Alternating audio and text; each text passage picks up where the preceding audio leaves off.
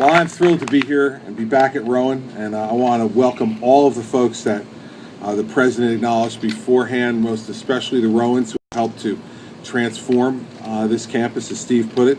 It's a great day today for the whole Rowan community, and I'm pleased to be here to officially help kick off the groundbreaking at the site of the new Rowan College of Engineering building. Steve put it well. We should talk about our disagreements, and we should air those out publicly. The public has the right to hear that. But once the debate is over, the debate is not the end. The debate is the means to the end. And the end is then sitting down and getting work done, figuring out the way to bring different opinions together and to compromise in a way that helps to make progress for the people who gave us these jobs in the first place. And so you're seeing two of those products before you right now. The first is the Restructuring Act and what that's helped to do for Rowan University.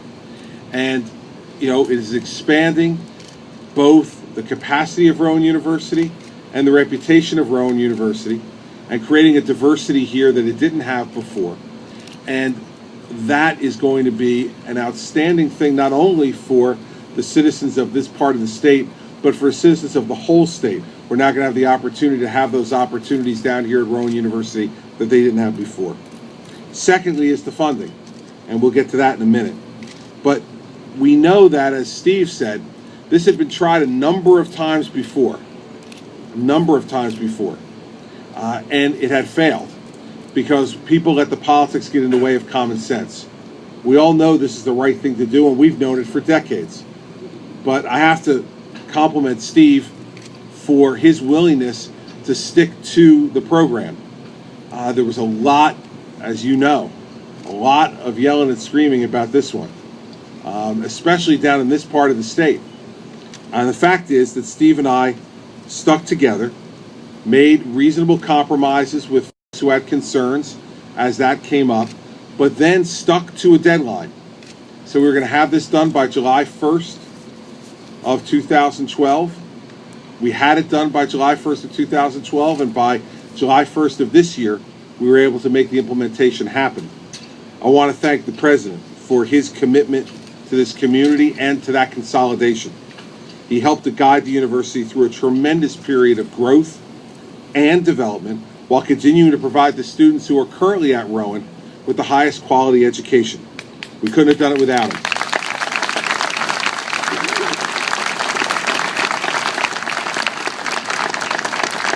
And obviously, to the institution's namesake and benefactor, Mr. Henry Rowan, I want to express my sincere appreciation and pride in the enduring legacy that you have created that has transformed the higher education landscape in South Jersey for the last 20 years and for decades going forward.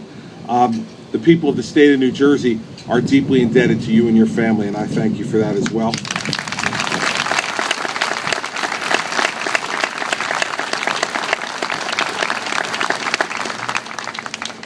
We're going to be spending $1.3 billion on our higher education institutions to expand and modernize them over the course of the next couple of years. In fact, for you to understand just how significant this is, 176 construction projects are either underway or about to get underway at 46 of our colleges and universities throughout the state as a result of this. Rowan itself was awarded a total of $118 million in higher education capital financing grants for 14 projects across its 3 campuses.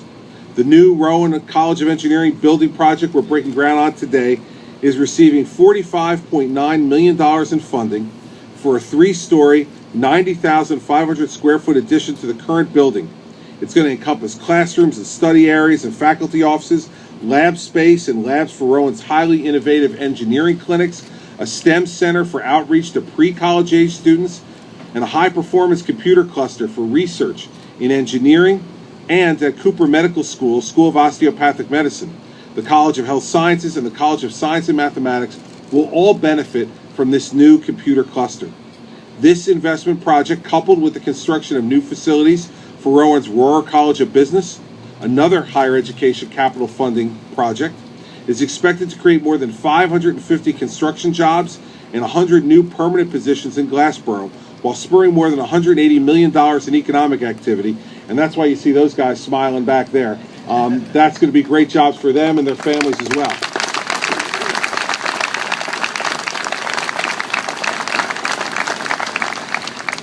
In the end, and most importantly, it's about the thing that we all, I think, care about the most, which is the future of our children and grandchildren. You know, for me, at 51 years old, and Steve, for how old he is, you know, much older. That's right. I'm aging him by the minute. The fact is that we've already been the beneficiaries of a great New Jersey life that the folks who came before us helped to put in place for us to enjoy. And the investments that we're making today, they may have some effect on our lives, but for certain, they're going to have effect on the lives of the young men and women, some of the folks that we see here today, and the thousands of students who have not yet come to Rowan, but will, because we've given them the opportunity now to do it. Kids leave for school out of New Jersey, in part because we haven't had enough seats for them to be able to go to their first choice, which would be to stay here and stay home. For those children, we need to do better. And through the $1.3 billion that we're investing in our state's higher education institutions, through the Restructuring Act, which has helped to make our state institutions like Rowan and like Rutgers near the top of the heap all across the country, we've taken some bold steps to do the right thing. And as Steve very well put it, it is in stark contrast to what we're seeing right now in the nation's capital, where not only won't people work together, they won't even talk to each other. And, you know, that doesn't happen here. And it doesn't happen because me and Steve and Sheila Oliver, the speaker, won't let it happen. We're willing, even when we're angry with each other, which only happens on a rare occasion, but even when we're angry with each other, we don't let ourselves stop talking to each other. And those relationships are the type of relationships that allow you to make the progress that we're all noting here today. So I want all of you to understand that this is not an accomplishment that is my own or that I could have done on my own. It is an accomplishment that Steve and Sheila and I share together, along with the other members of the legislature and folks in my administration. But it couldn't happen without that type of bipartisan cooperation where we put aside differences, we emphasize the things that we agree on, and we get our work done. And so, you know, it's probably rare that in past political seasons in New Jersey that some would think New Jersey could be an example for any place around the country. Well, guess what? If they need some inspiration in Washington, D.C. to finally figure out how to get the job done the right way, they should look up here to New Jersey and watch Republicans and Democrats work together.